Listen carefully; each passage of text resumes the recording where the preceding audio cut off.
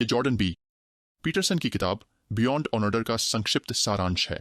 Peterson, Jordan B Peterson, एक मनोचिकित्सक, ने 12 रूल्स फॉर लाइफ में आधुनिक समाज को अराजक बताया। और उनकी सलाह क्या थी? थोड़ा नियम लागू करने के लिए सबको व्यक्तिगत जिम्मेदारी अपनानी चाहिए।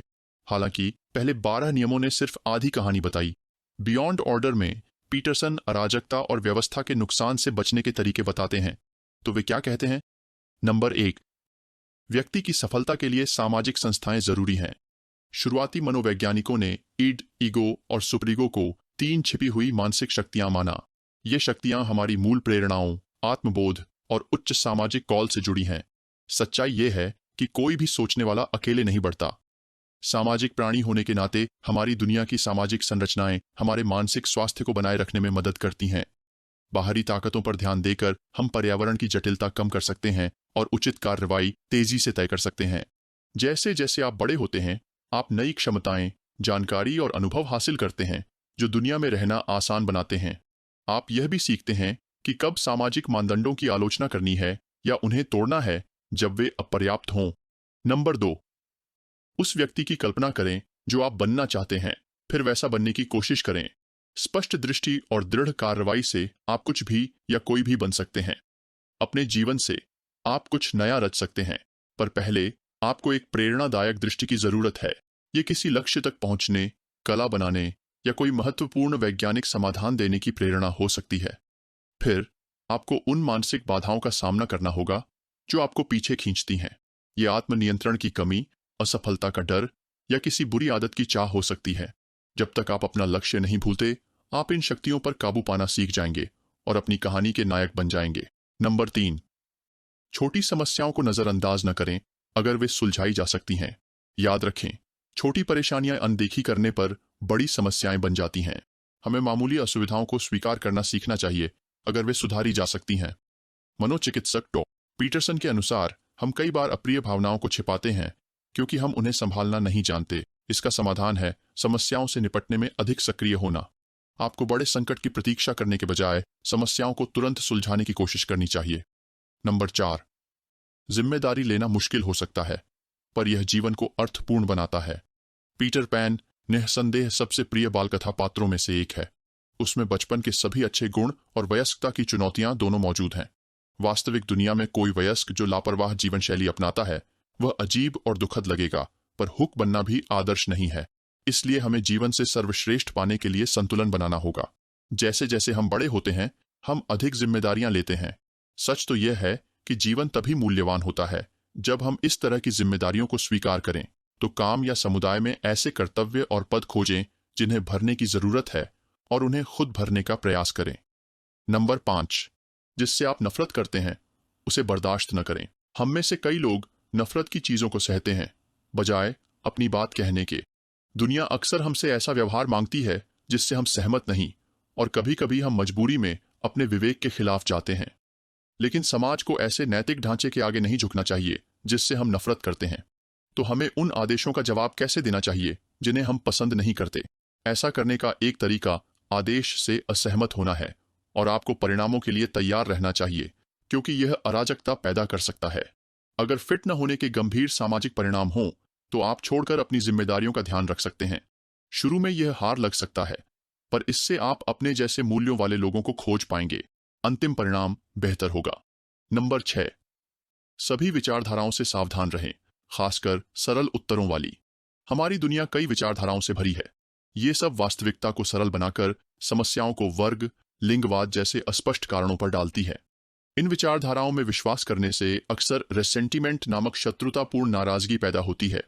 रेसेंटिमेंट लोगों को अपना सर्वश्रेष्ठ रूप बनने से रोकता है और इसलिए बहुत जोखिम भरा है। ये सफल दिखने वाले किसी भी व्यक्ति के प्रति नाराजगी पैदा करता है। यह उनकी सफलता को अवैध या दूसरों की सफलता को दबाने वाला दिखाता है। परिणाम स्वरूप आप एक पीड़ित मानसिकता विकसित करते हैं। खुद पर काम करने के बजाय नाराज व्यक्ति अपनी नाराजगी को दबा देता है। हालांकि शुरू में यह रोमांचक लग सकता है, ये कभी भी वास्तव में संतोषजनक जीवन नहीं देगा। नमस्कार दोस्तों, आप यह बुक सुन रहे हैं बुकपीडियाज यूट्यूब चैनल के माध्यम से। अगर यह बुक आपको पसंद आई है तो मेरे यूट्यूब चैनल बुकपीडियाज को सब्सक्राइब करना मत भूलना। सच में किसी लक्ष्य के लिए प्रतिबद्ध हों और नतीजे आपको पसंद आएंगे। कोयला हीरा तभी बनता है जब उस पर अत्यधिक दबाव और गर्मी दी जाए। यही नियम इंसानों पर भी लागू होता है। जब आप किसी काम को पूरी तरह समर्पित होते हैं तो नतीजे आपको खुश करेंगे। मनोविश्लेषकों के अनुसार तत्काल संतुष्टि का हमारा प्रेम हमारी इद से आता है। हमारे मन का यह हिस्सा शारीरिक इच्छाओं और भय, क्रोध जैसी अव्यवस्थित भावनाओं को रखता है। जब ये शक्तियां हमारे चेतन मन या अहम पर हावी होती हैं तो प्रेरित रहना मुश्किल हो जाता है। लेकिन अगर हम किसी लक्ष्य के प्रति प्रतिबद्ध हों तो हम इन अव्यवस्थित शक्तियों पर नियंत्रण कर सकते हैं। 8. हमेशा सुंदरता के लिए जगह बनाएं, चाहे वह सिर्फ एक कमरे में ही क्यों ना हो। जॉर्डन पीटरसन ने अपनी किताब 12 रूल्स फॉर लाइफ में कमरा साफ रखने के महत्व पर जोर दिया। उन्होंने टोरंटो विश्वविद्यालय में अपना ऑफिस साफ किया। हालांकि शुरू में यह जोखिम भरा था, पर अंततः यह फायदेमंद साबित हुआ। एक महान चित्र गहन विचार व्यक्त कर सकता है, आत्मचिंतन को प्रेरित कर सकता है और दर्शक की आत्मा में दिव्य भावना जगा सकता है।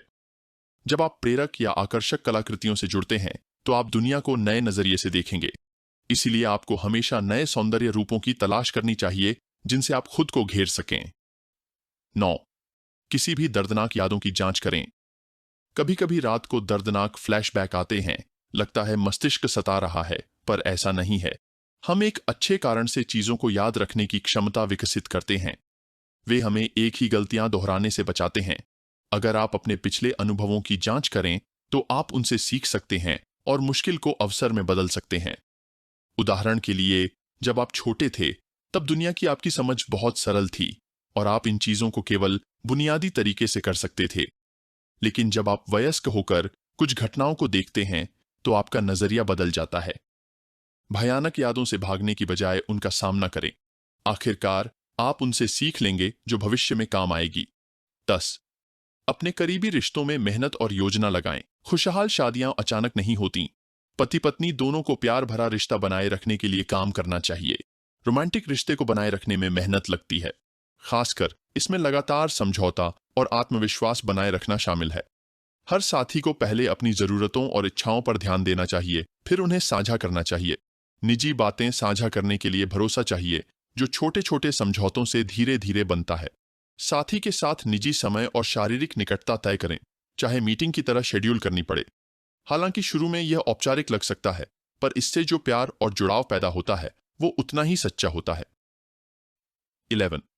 ऐसी कहानियों में न फंसें जो आपको कूढ़ा, धोखेबाज या घमंडी बनाएं। इंसान के रूप में हमने दुनिया को समझने के लिए हजारों साल से कहानियां गढ़ी हैं। बड़े होकर भी हम दुनिया को समझने के लिए कहानियों का सहारा लेते हैं। हमारी कल्पना में दुनिया किरदारों, जगहों, कहानी के मोड़, संघर्षों और समाधानों से भरी होती है। अपने आप से सच बोलना बहुत जरूरी है, क्योंकि जो कहानियां हम खुद से कहते हैं वे हमारे व्यवहार और सोच को प्रभावित करती हैं। हमें ऐसी कहानियों पर यकीन करना छोड़ना चाहिए जो नाराजगी, बेईमानी या घमंड को बढ़ावा देती हैं। जो लोग कूढ़े हुए हैं वे झूठ, धोखा और अन्य बेईमान तरीकों से जो भी फायदा मिल सके उसे लेने की कोशिश करते हैं। ये चालाक तरीके आत्मविश्वास पर बुरा असर डालते हैं। 12. कष्ट के समय भी कृतज्ञ रहें। मनोवैज्ञानिकों ने पाया कि लोग संकट से विभिन्न तरीकों से निपटते हैं, यह समझते हुए कि अच्छा और बुरा समान रूप से संभव है। लेखक का कहना है कि हर गिरावट के पीछे एक पूर्व उत्थान होता है, इसलिए हमें याद रखना चाहिए कि यह क्यों संभव था। प्रियजन को खोना इतना दुखदाई होता है क्योंकि उन्होंने प्यार, समर्थन और दया दी थी। अप्रिय व्यक्ति की मृत्यु भी दुख देती है क्योंकि यह उनके अच्छे पक्षों की याद दिलाती है। जब आप कष्ट का अनुभव करें तो याद रखें कि यह क्यों संभव था। कठिनाई से मिली अंतर्दृष्टि और दृष्टिकोण के लिए कृतज्ञ रहें। अंत में हमने सीखा कि लक्ष्यों के प्रति प्रतिबद्ध रहना, जिम्मेदारियां लेना और कष्ट में कृतज्ञ रहना अराजकता की अनिश्चितता से बचाता है। आपका सबसे महत्वपूर्ण सीख क्या है? कृपया नीचे टिप्पणी करें और पसंद आने पर वीडियो साझा करें। धन्यवाद और फिर मिलेंगे।